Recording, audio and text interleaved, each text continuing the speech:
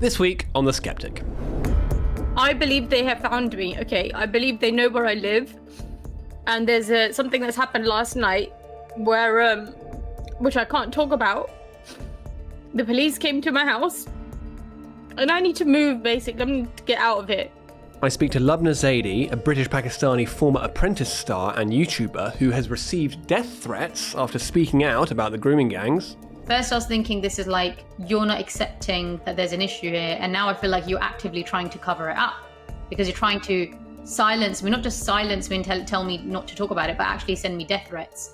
It's unheard of. What I'm doing is unheard of. I mean, find one single woman like me, a single one. Charlotte Gill, freelance journalist and Daily Sceptic columnist, on so-called sanctuary cities for migrants and the schoolchildren being encouraged to send Valentine's cards to asylum seekers. There was even one school making a big Valentine's card for, in its own words, refugee recipients, and even another banner saying, "Welcome the stranger." This is the opposite of what children are normally taught. And for our premium subscribers, I speak to Ben Pyle, journalist and Daily Sceptic regular, on his bizarre debate with a net zero ideologue professor who could barely string a sentence together. Well, I typically don't accept debates with some Greens on live TV, but in this case I thought it might be worthwhile because he is an academic. But I was completely flummoxed by his incapacity to make an argument, basically. Hello and welcome to episode 47 of The Sceptic, the Daily Sceptic's weekly podcast. I'm your host, Laurie Wastell, an associate editor at the Daily Sceptic. Now, one of the ongoing questions about the scandal of the Pakistani Muslim rape gangs is why so few from that community have ever spoken out about it. Well, I'm pleased to be joined today by someone who has tried to do that, and that's Lubna Zaidi, a British-Pakistani woman who is a former contestant on The Apprentice and the host of the YouTube channel Candid with Zubna, and who, for speaking out about the rape gang scandal on that channel, has received death threats from her own community. And she's here to tell our story today. Welcome to The Sceptic, Zubna. Hello, thank you for inviting me. Yeah, very good to have you here. So tell us a bit first just about your background. So it was after going on The Apprentice that you set up your YouTube channel, Candid with Zubna. Why did you feel the need to set that up, and what in particular were you talking about? So when I set the channel up, I think I wasn't sure what it's going to be about. I think I just wanted to find my feet, and it did take a few years. But I think I eventually realized that the things that I want to speak about are very, very controversial. And the videos that I was making before was not really what I wanted to talk about. However, there is a lot of fear in relation to being honest about the situation in this country and the issues that we have within the British-Pakistani community and the Muslim community in particular as well. So then I did hold fire. I tried to hold my tongue as much as possible. But then I had to be true to myself. And I think I made one video where I was just venting. And then that did really well in terms of the views. And then I realized, you know what, the things that I want to speak about, people actually want to hear me as well.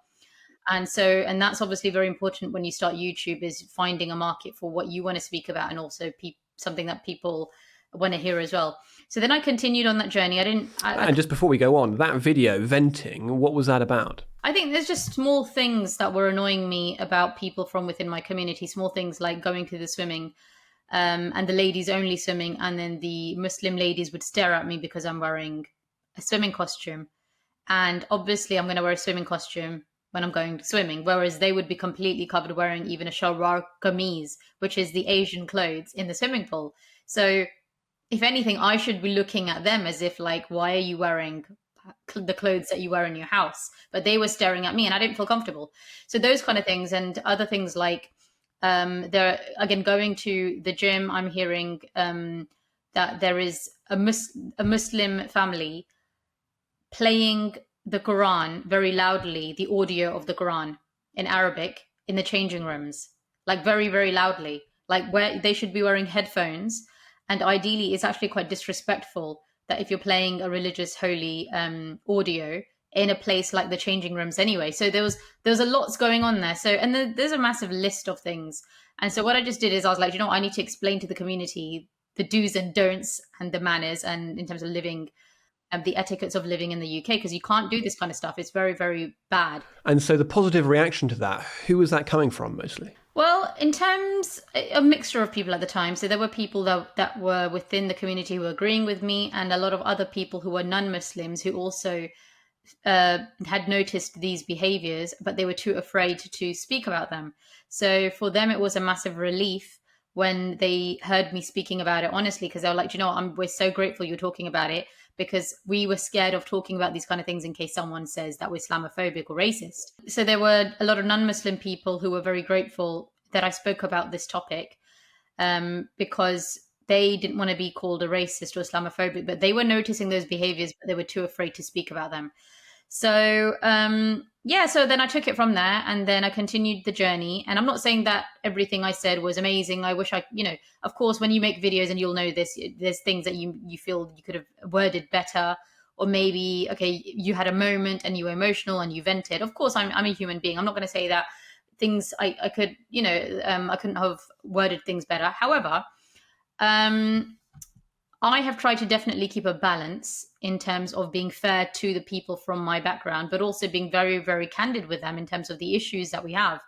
And of course, they're not going to, a lot of these people, because they're so intolerant and they're not used to hearing criticism, especially from a woman from within the community, they weren't going to like it anyway. So I can't stop that from, I can't allow that to stop me from speaking my truth. And that is definitely no reason to attack me or send me death threats. So, of course, one of the major issues that is plaguing the British-Pakistani community within the UK is the grooming gang scandal. It's been going on for decades. So how can I have a channel where I'm talking about the bad apples from within my community without talking about the bad apples from within my community? The grooming gang scandal, it keeps coming up. I would say, it's been going on for decades. It keeps coming up.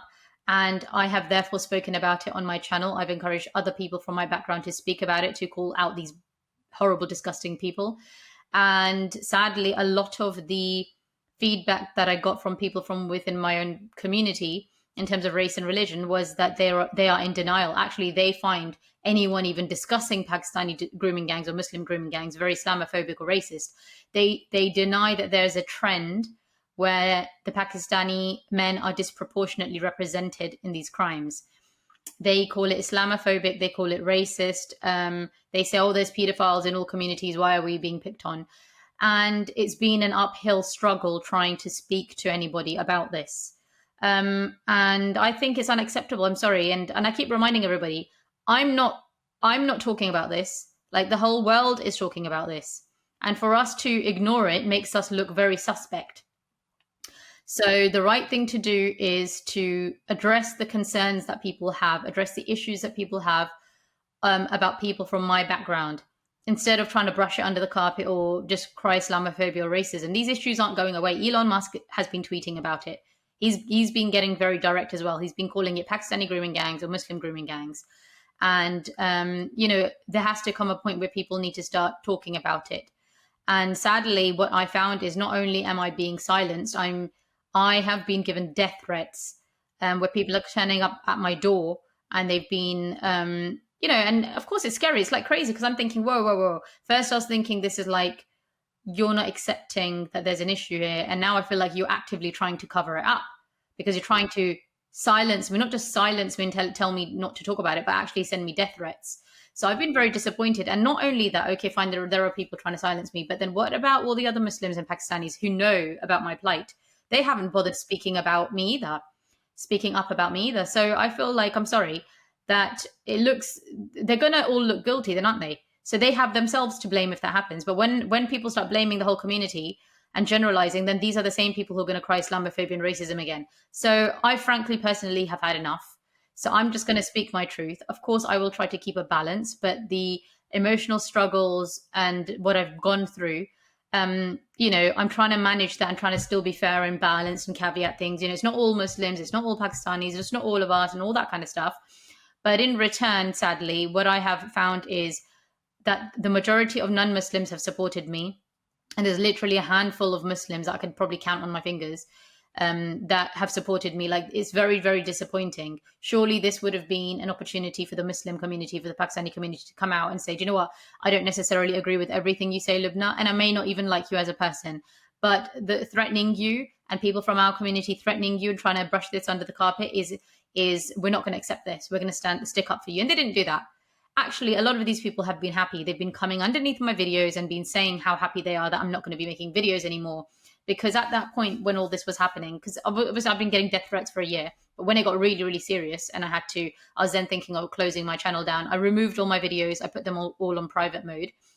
Instead of people being satisfied with that, what they were saying is, do you know what? We're so happy. Like, I'm not an extremist, but I'm so happy that you're gone now. They didn't condemn the extremists once and say, do you know what? Oh my God, this is bad. They shouldn't have done this. What they did is they said, we're so happy, ha ha ha, you're going now and you're going to remove your videos and I bet you're not going to talk about Muslims and Pakistanis again. These are your moderate, peaceful Muslims living in the UK. So, of course, again, I'm going to caveat that, of course, there were a few supporters from the Muslim Pakistani community, but not enough. And most of the comments, even where they were supportive, they had a but in it, a but. You know, but you did this, but you did that, but you said this, but you kept talking about Muslims and Pakistanis. Yeah, because I'm condemning the bad apples from within my own race and religion. You know, I'm not going to talk about Christians and Hindus, do I? I don't know much about how they have been raised. I know more about my own community. And the fact is, people aren't fed up of Hindus or Christians in this country. People are talking about people from our race, our religion. So surely, you know, it's just ridiculous. I think the whole thing is ridiculous. Yeah. Well, that's just an awful experience of receiving death threats for talking about this. So you said that this started about a year ago. Was there something that you were talking about recently that made this perhaps kick up a gear, that made you more concerned, or had you just had enough of it? I've been speaking about different things on my channel in relation to people of my background. So I have spoken about grooming gangs quite a lot. I've spoken about other things like extremism, honor killings, misogyny, all those kind of things. And I have been comparing how our life is much better in the UK versus Pakistan. And I have been encouraging other people to integrate, assimilate, or of course, they always have the option to migrate, right? No one's forcing anyone to live here. Even if you're born here, you have the British passport, you can go and you can leave. And like, if you love Pakistan more, there's nothing wrong with that. But surely then Pakistan can do with your services. Like, Pakistan is in need of being built. Go to Pakistan and you've been educated here. Go there and build that country. I don't understand why people are living here. And especially those people have been really getting on my nerves who are, I call it shitting on English people. Like, I'm sorry, but how dare these people live in England and make the way they speak is as if they hate this country and they hate English people and they hate English culture and they have an issue with the British flag and the English flag. And I'm sorry, I feel like that's unacceptable. This country is an English country. It's England. It's the English people's country. Like, all the ethnic minorities know that. But for some reason, they keep using the excuse of colonialism happened so we can shit on the English people. Colonialism happened. And their impression of the English culture is eating pork, having wine, like drinking alcohol, and sleeping before marriage. That's what they think English culture is. And even today, I'm releasing a video that's going to release in the next 20 minutes or so that is talking about this exact thing. I'm sorry, if you've got insecurities, they're not going to go away by shitting on the English people, right? And I'm making that clear in the videos that I'm talking about. So I'm going to continue speaking. I always try to keep a balance, you know, but at the end of the day, I'm sorry, it's unacceptable that in a country like England, as a woman, I'm being silenced. I do not feel safe anymore in this country. I used to, but now I don't. I don't recognize this country. I don't know which direction we're going in. I don't know what's happening. I feel like, is this deliberate? There are people trying to deliberately ruin this country, or what is going on? Like, I don't understand yet. And so I'm interested in the breakdown of this here. So if we took, say, an issue like wokeness in the civil service, which we often talked about on this channel, you would find, say, there's, you know, a small group of, you know, ardent woke activists on one end. There's a large group in the middle who sort of maybe don't love it, but tacitly endorse it in some way. And then there's a small amount of people who are willing to speak out, but they feel silenced. And so how would you apply that kind of breakdown into the Pakistani Muslim community on some of those issues that you're calling out, and particularly the rape gangs? I would say that they have a culture it's a tribal culture, and you have to protect your own, whether they are family members, whoever these people are, like part of your community. So there's a lot of honor culture, like or if you're going to be open about the issues, that means you are accepting there's an issue. If you're accepting there's an issue, that's dishonoring us. So it's very, very fake. A lot of people, and there's a lot of fakeness, like, and I've seen this in Pakistan when I go, people act religious, but behind closed doors, they do all the filthy stuff. Actually, they do more because they're suppressing it. Like, they're keeping it in and then they burst. They do all the filthy stuff, like having sex before marriage, even drinking alcohol, all the stuff they're not supposed to do. So I feel like it's not a healthy environment where you are not living a life that is true to yourself. And it all begins with silencing people's voice.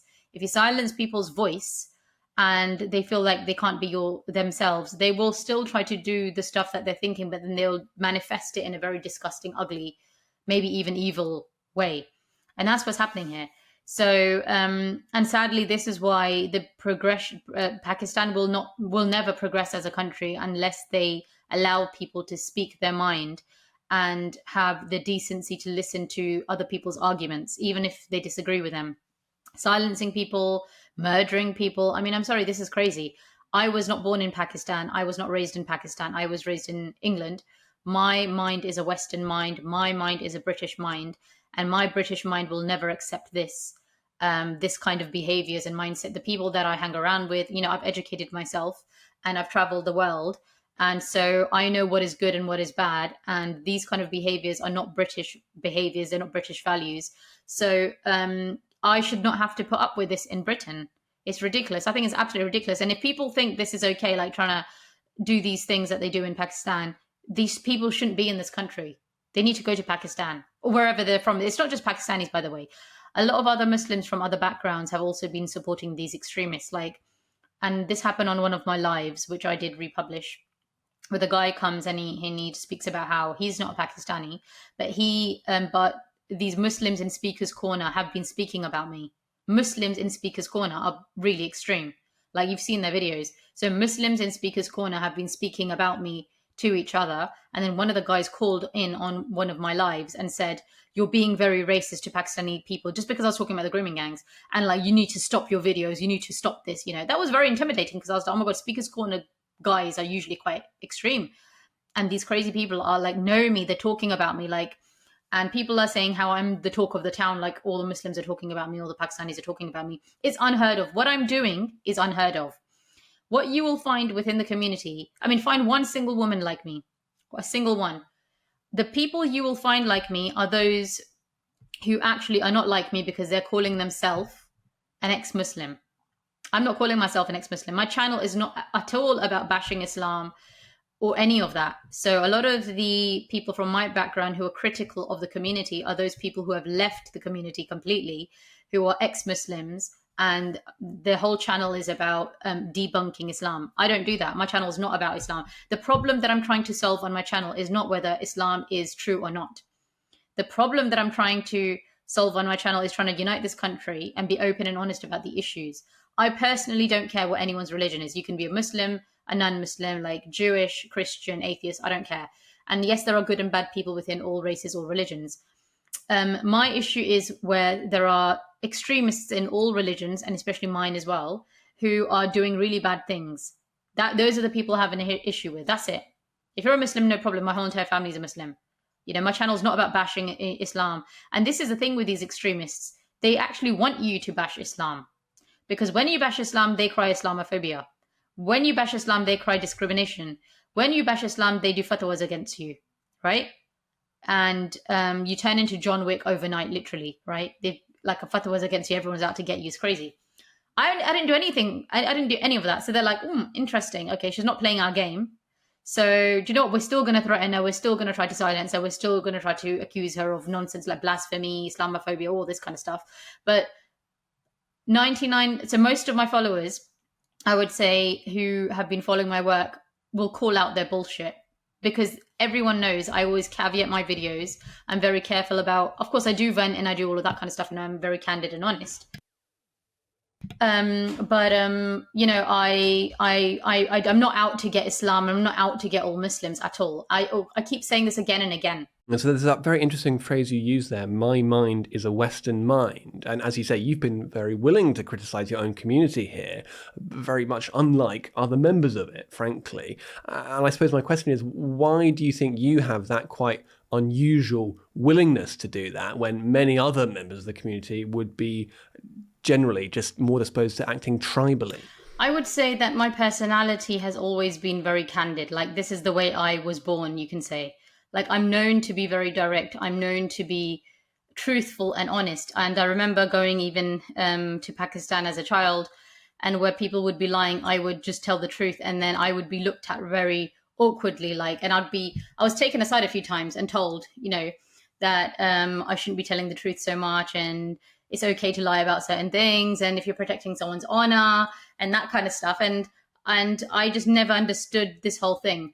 So, and even I was told, people would laugh at me in Pakistan and say, oh, she's British and she's come from Britain. So she likes telling the truth. So they would say stuff like that. So that was interesting. And then, so the thing is, my personality is like that. But also I understand both the Western mindset and the Pakistani mindset. I've gone to Pakistan so many times. I've lived there for 2 months at a time as well. I've attended every single occasion, from weddings to birthday parties to everything you can think of. So I understand the mindset very well. But also because I've integrated here and I've worked in this country and I've studied, and I am someone who likes to think and ponder. I like to think for myself. And I would pride myself on having critical reasoning skills. And I think sadly that is lacking. The courage is lacking to be honest about the issues. The critical reasoning skills are lacking. And also having the experience that I have, for example, the experience that I have in the Western world with working and traveling, etc.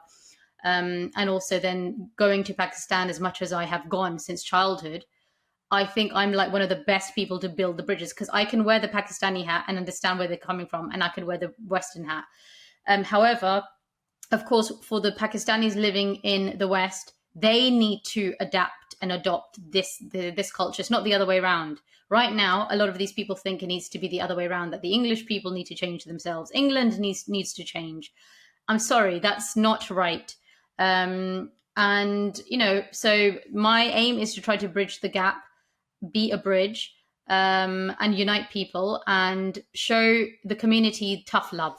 So one apparent example of those diverging values that I've written about for the Daily Sceptic is this group called Fighting for Fair Trials, in which Pakistani Muslim activists are claiming that the justice system is now unfairly victimizing people accused of gang grooming offences and going after them in a way that's perhaps Islamophobic or anything else, and that they're not being treated fairly by the justice system.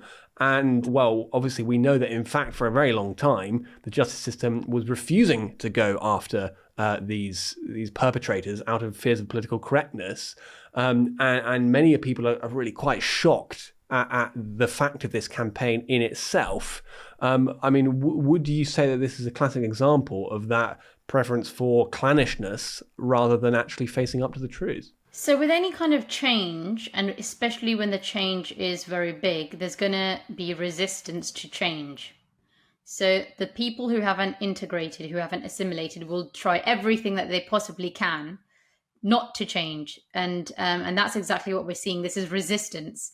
Mentally, their mind is just not ready, and to accept that there's an issue and this is the way we need to sort it. And they will play the victim card. And this is what I don't like. I feel like it's a loser mentality, playing the victim card. Oh, we're poor, colonialism happened. And yes, colonialism happened and it was bad, and we all know that, But the issues that the Pakistani community are having today, or if their country is still a failure, is not just because of colonialism happened. They need to also take responsibility. So where we see these grooming gang issues, and now they're going to play the victim card. Okay, look, it's not unheard of that, of course, there have been people in the past that have been falsely accused of things in the past, and the people have even been hung, right? Even in America and UK, there have been cases, etc. So I'm not saying that that's not a possibility. However, I would say there's a lot of cognitive dissonance in terms of not accepting it. They're just not going to accept that there's an issue. And there's a lot of issues conflated and mixed up. Because the thing with these people is, I think what you're mentioning as well is who was she, the daughter or the sister of one of the groomers, is the one who's starting all this as well, in terms of like, my father's innocent, my brother's innocent.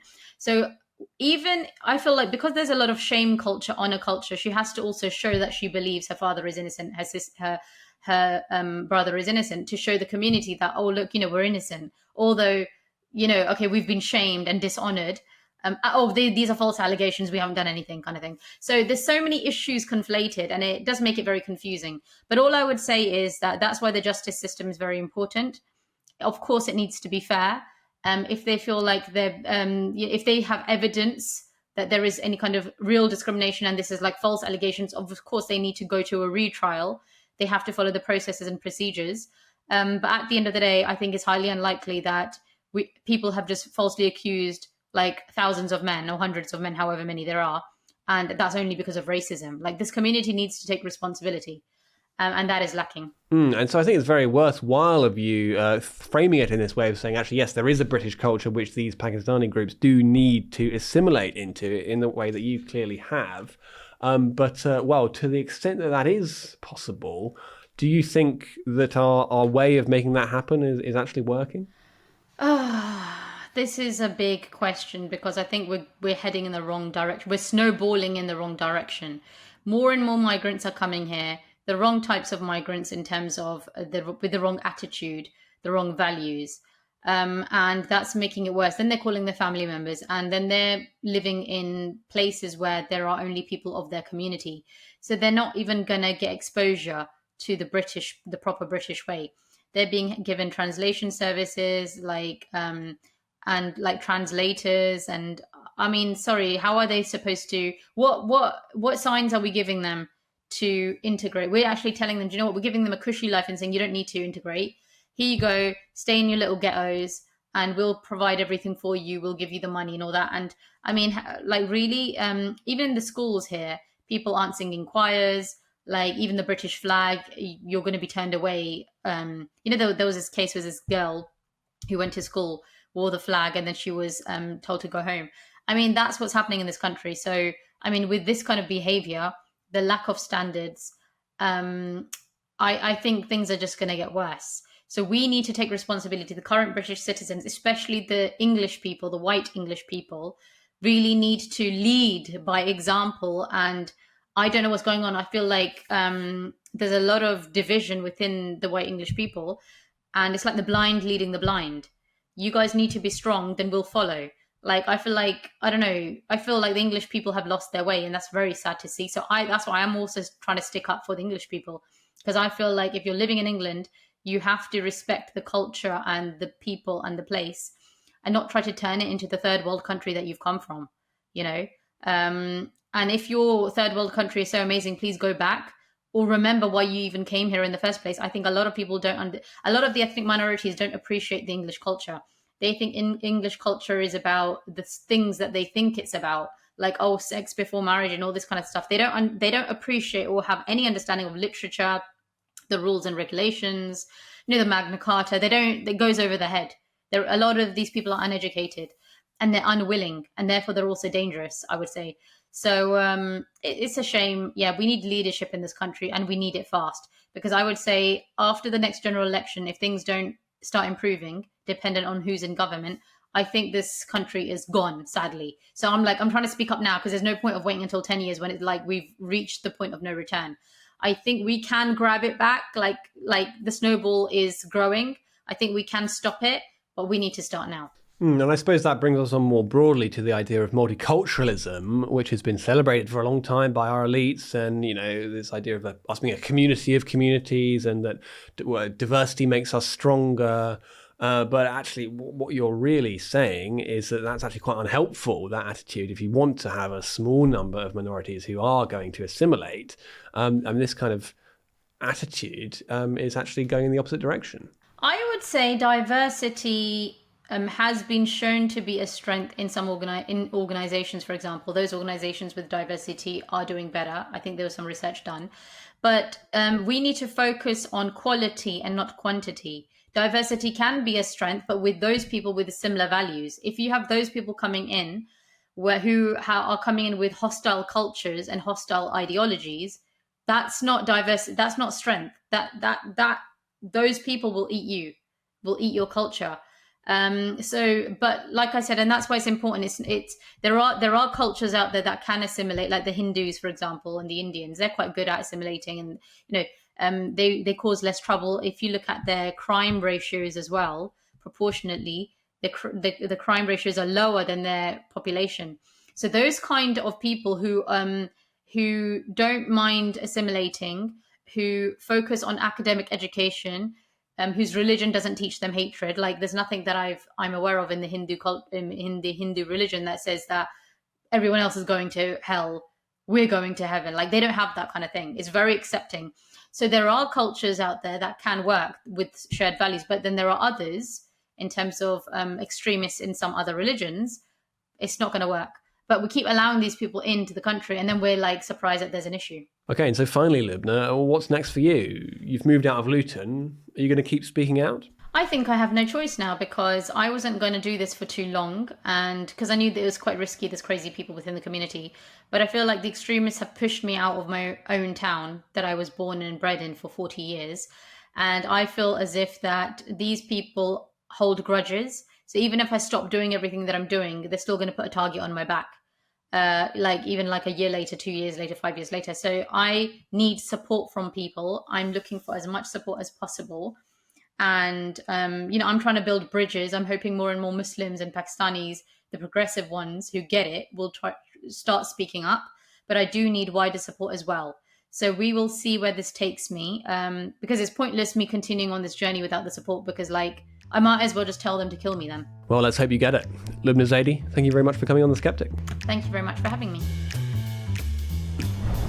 First in Epping, and now up and down the country, the British people are saying no to their towns and cities being used as a dumping ground for illegal immigrants. So why are left-wing activists trying to make their neighbourhoods so-called cities of sanctuary? Well, to discuss that, I'm very pleased to be joined by Charlotte Gill, who is a freelance journalist, the author of the peerless Woke Waste Substack, and who's also a columnist for the Daily Sceptic. Welcome to The Sceptic, Charlotte. Thank you for having me again, Laurie. Yeah, really good to have you here. So, Charlotte, you've been doing some great work on these cities of sanctuary schemes, these initiatives to try and make towns and cities up and down the country more welcoming to asylum seekers and illegal migrants. Charlotte, how did you first find out about them? Yeah, so for some time I've been interested in particularly the charity sector and how much of it is taxpayer funded. Also some of it not taxpayer funded, but it's driving open borders because it's run by people that have very extreme, the opposite way to right, like left-wing ideals about how society should work. You have things like the Paul Hamlin Foundation. This is an incredibly wealthy trust that explicitly believes in open borders, and we gave it 1.4 million in taxpayer funding between 2020 and 23, for instance. Somewhere when I was doing research, I stumbled upon the fact that we have boroughs of sanctuary in the UK, and that progressive or Labour left-leaning leaders have started referring to illegal migrants or asylum seekers as sanctuary seekers. And it was brought to my attention, I think by some of my Twitter followers, that this is borrowed from the US. This is sanctuary cities. And the more I dug in from this angle, the more I found that there has been a really concerted, very big attempt across the UK to import this concept.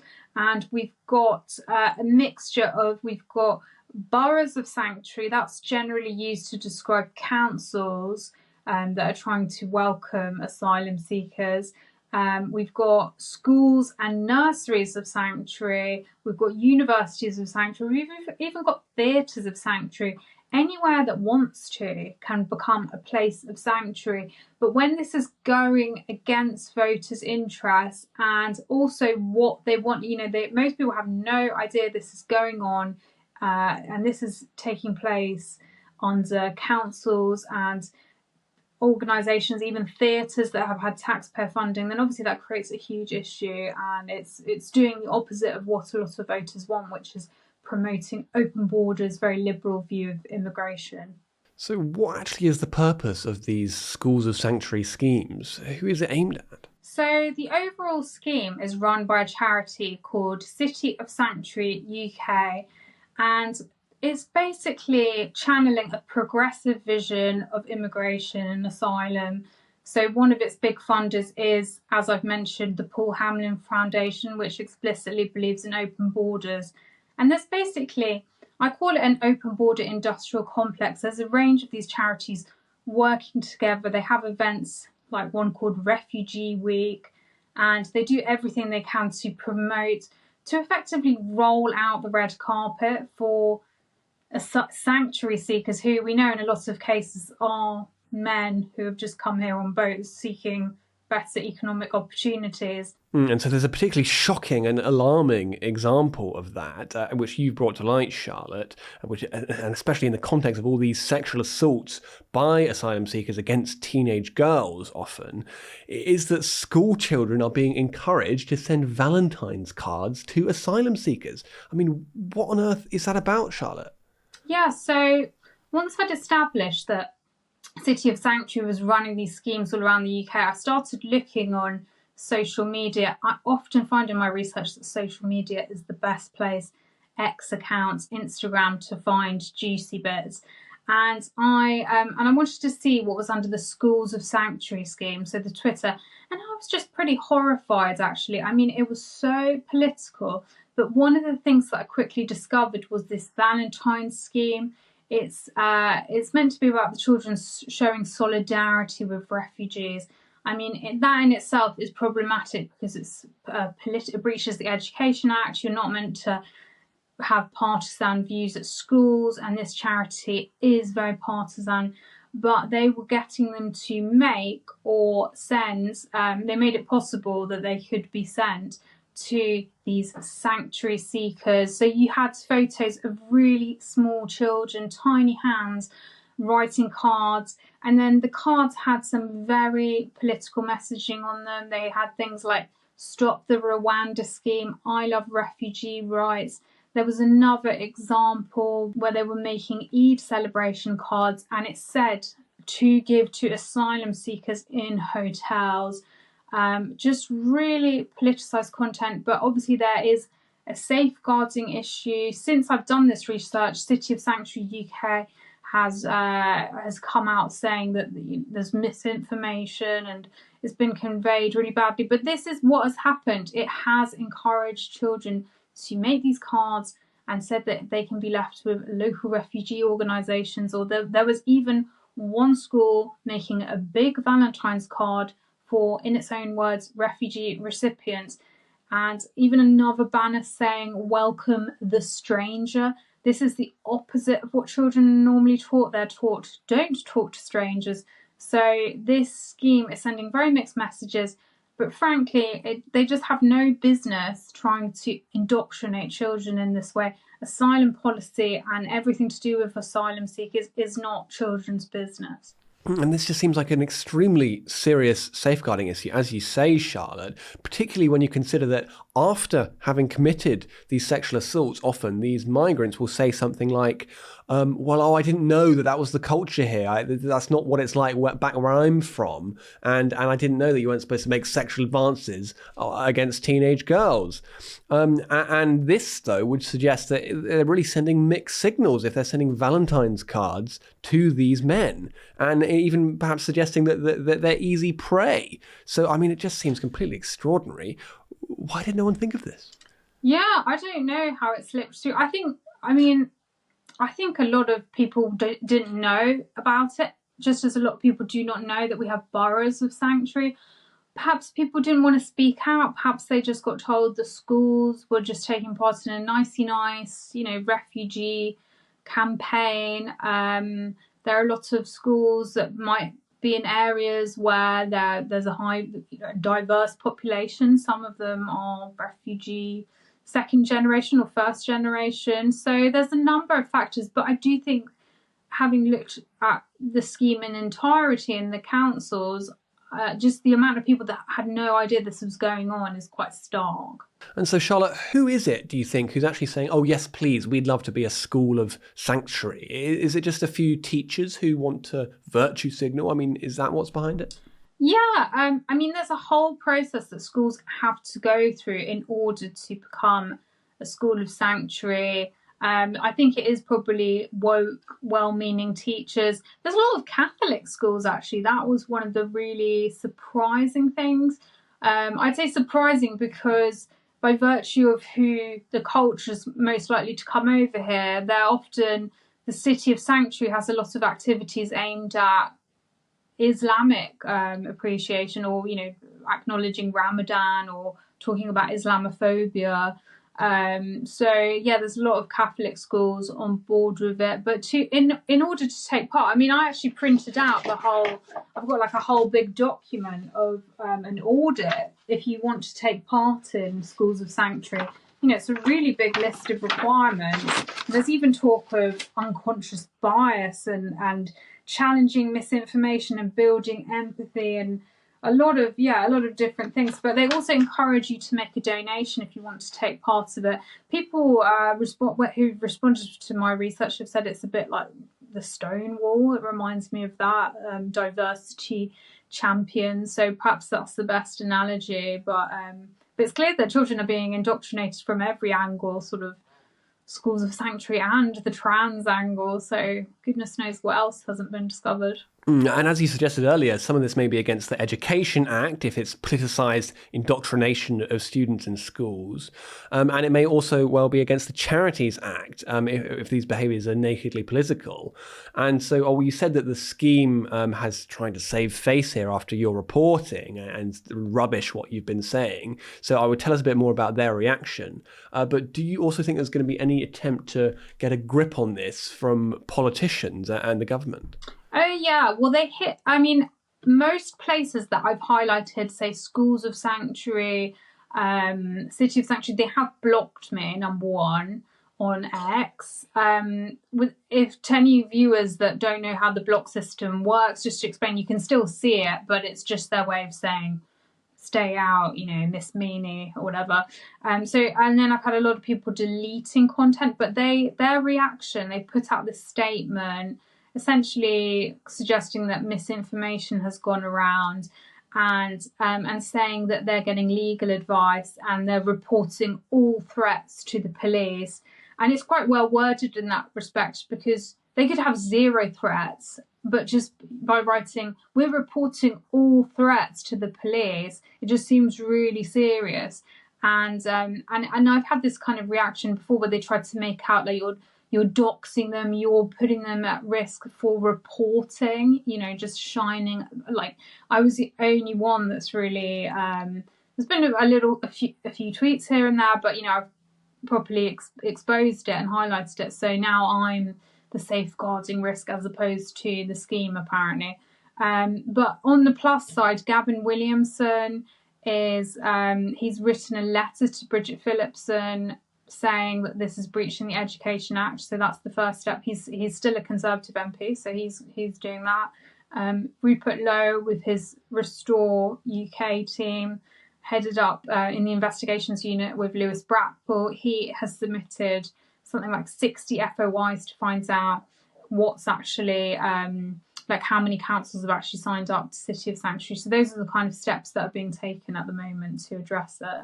And it's funny them trying to decry it as misinformation because all you were doing was reporting on what they were doing. And if they're saying that that's opening them up to threats or to bad publicity, it suggests they're not really able and willing to defend what they're actually doing on its own terms. Yeah, well, it's a pattern that I've noticed a lot in my work, highlighting what's going on in charities and the public sector and taxpayer-funded things. Not always taxpayer-funded things, but it's just interesting that as soon as you start flagging it, they put their protected mode on, they block you, they delete. One school I highlighted deleted their whole X account, and if what they're doing is such a great thing, surely they should be proud of it.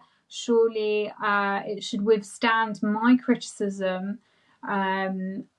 And yeah, it should speak for itself. But it really says something that when they get their work highlighted, they run away. Yeah, and Charlotte, you do a fantastic job of exposing many of these schemes which will claim to be grassroots, but very often do have some kind of slush fund, whether it's from the government or whether it's from an institution like the Paul Hamlin Foundation. And of course, recently we've seen J.D. Vance, the Vice President of the USA, on holiday in Britain, including in the Cotswolds. And there's been this campaign against him. Obviously, these types of people will try and present their protests as some kind of grassroots initiative. But what you have uncovered is that many of the groups involved in that have actually previously worked with the British government. And so, well, tell us a bit more about that campaign and what you found out about it. Yeah, so there have been some pretty nasty outdoor campaigns against J.D. Vance, as you say, and Elon Musk was the other person that was attacked quite recently. And the activists involved, they tend to, so they go for the billboards outside, the outdoor billboards. They go for bus billboards in the case of J.D. Vance. And also they go for bus stop billboards. And what I noticed is there was a group called People versus Elon, and it also calls itself Everyone Hates Elon. It obviously couldn't really decide at the beginning which one, but I think now it's stuck with Everyone Hates Elon. And basically this group is comprised of 5 different entities, 2 of which are Hope Not Hate, which is a charity and a private organisation, but the charity has worked with the government, and another charity called Rainbow Migration. And Rainbow Migration is about as woke as it comes. It's about LGBTQ plus asylum, but it's really extreme. It's got the trans flag out sort of thing. And between 2020 and 24, and now this was an FOI that came from Lewis Brackpool, who I mentioned earlier, but he found out that it was formally engaged with the Home Office in relation to asylum accommodation policies between 2020 and 24.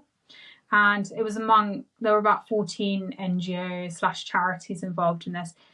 And then Hope Not Hate Charitable Trust, which funds its private wing, the wing that does all the nasty lobbying, sort of would get involved in a anti-J.D. Vance campaign. That worked with the Home Office from 2019 to 21 on its counter-extremism unit, which is quite ridiculous when you consider the extreme activity. So if that makes sense, the gist is these 2 charities have both worked with the Home Office, and Hope Not Hate Charitable Trust also got £140,000 in taxpayer funding between 2019 to 20. So this was all under Conservatives, but if you consider that the Home Office is meant to be part of the civil service, probably hasn't changed much since then. You know, you could blame the uni party, but it's not a great look that the government has worked with these awful activist charities that were involved in the recent anti-Musk campaign, anti-Musk and anti-J.D. Vance campaigns. And this really does suggest it's not a very grassroots movement, and that much as they've been able to make a fair amount of noise, most normal people would not actually go out and say, oh, well, you know, here's a politician holidaying in my area. I need to go and stage a somewhat hysterical protest. Oh, no, it's totally... I mean, the word I use now is astroturfed. You know, all of these campaigns often come back to the same groups, same people. What the left tactic is often to splinter, you know, to make one entity look like 10. They constantly want to distort perceptions, basically, and that's something that if you find yourself going out and talking to members of the public and you get a sense that none of them are voting for Keir Starmer, none of them want a wealth tax, none of them believe all these radical views, so you're getting a sense of majority view. These people have to convince you otherwise. They have to manipulate the public into thinking that everyone is raging against J.D. Vance, and that's the only way they can really market their fringe politics. Unfortunately, it does work because people are there's an element of it working because people are so susceptible to conformity and like group pressures, and that's really what the left play on. But the more you start to see all the networks and all the organisations, it's usually the same characters that come up over and over again. You start to see that it is just a blob dividing itself and trying to make itself look bigger than it is. And I suppose just in general, the idea that you would need to protest against a politician just because they're holidaying in your area, I mean, why do they feel they have to do that? I mean, they're supposed to be the tolerant left, but clearly they're not. It just seems such a bizarre thing to spend your Sunday doing. Yeah, I mean, they're nasty, aren't they? It's like Antifa in the United States, all these tactics that... and I think some of these leftists genuinely hope for the overthrow of society, and they kind of like the carnage and anarchy because it makes them believe that they'll be able to get through their agenda more with destabilising societies. But yeah, no, always really nasty. Particularly some of the Elon Musk campaigns were incredibly nasty. You had people talking about Tesla, they were calling it the swastika, to make a parallel with the Nazis. And interestingly, this did actually come back to German activists, weirdly enough, because there are even more enemies in this circle that were involved in the activism, but they were very angry with Elon Musk because he had supported the AfD in Germany. And they're a right-wing party. They're associated with Euroscepticism. They want to leave the EU. And the activists, so then they started comparing him to the swastika German analogy. So that's really where that came from. And the interesting thing about it is it does suggest that some of the people driving it are actually probably EU advocates. I mean, there's other background knowledge I have that plays into that. From what I've seen into funding from the EC and other factors, but that is coming from an EU drive. And so we started with these anti-migrant hotel protests that are flooding the country now. And of course, there's always these counter-protesters who tend to pop up from Stand Up to Racism, which is actually really a front for the Socialist Workers' Party. We don't have to get too much into that now. But what we have been seeing is that these protests on the ground are really grassroots. They're local people. They're showing up and saying, we've had enough of this asylum hotel. And meanwhile, on the other side, they have these well-produced signs. They're always the same ones. They seem, fairly expensively made. And in fact, I've heard from Jack Hadfield, an independent journalist who's been covering a lot of this, who we had on the podcast, that actually he often sees many of the same people from Stand Up to Racism at different protests around the country. But I suppose that's really an illustration of how actually all this pro-open borders sentiment is quite a minority thing compared to the majority of the public who is saying, actually, no, we've really had enough of this. Definitely. I went to a protest the other day to go and check it out, and it's the second protest I've seen where, like Jack said, and like you're saying now, there's the socialist workers. There was a socialist workers sign for starters, and it was saying about we need open borders. But the Stand Up to Racism posters, they were all printed out neatly. You could pick them up.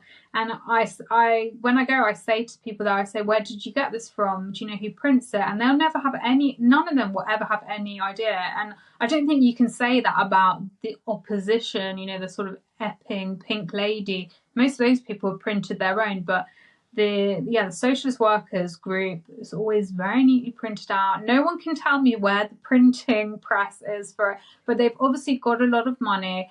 It's the unions, then you've got others. You can actually see on the pamphlets now a whole list of all the people involved, but unions have huge money, which raises even more interesting questions. Are membership fees really that fantastic that they're funding all of this stuff? They've got, some of them have offices in central London, really well off. They're funding a lot of MPs. There's so many unions funding MPs.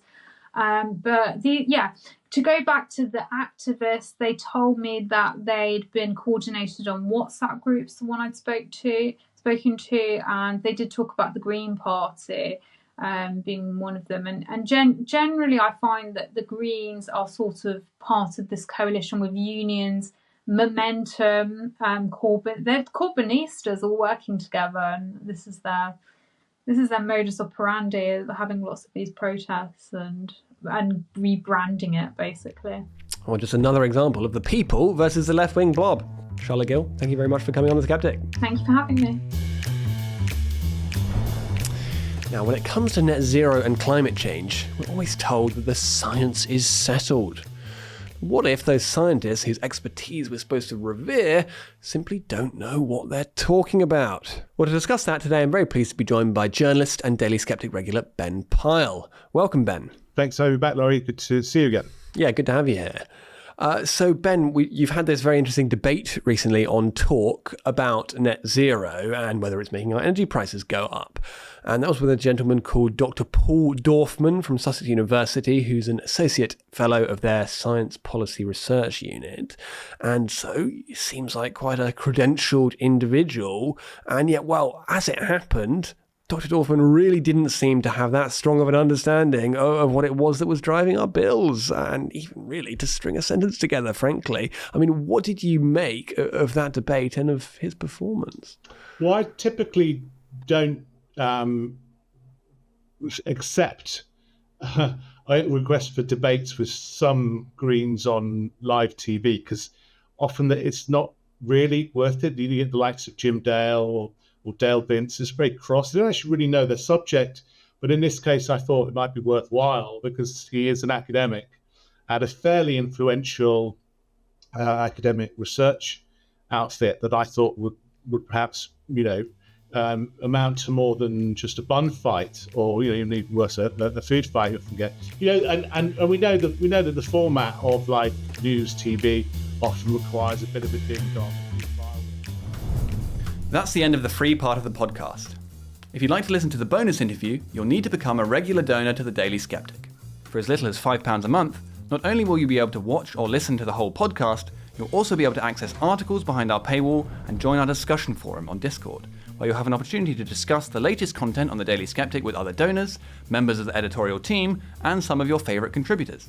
Once you've become a donor, log in to the Daily Sceptic using the same email, and you'll find a link to the premium version of the podcast on the homepage, including instructions about how to listen to it on your favourite podcasting app. Remember, you can access all this bonus content for as little as £5 a month. Just go to dailysceptic.org/donate.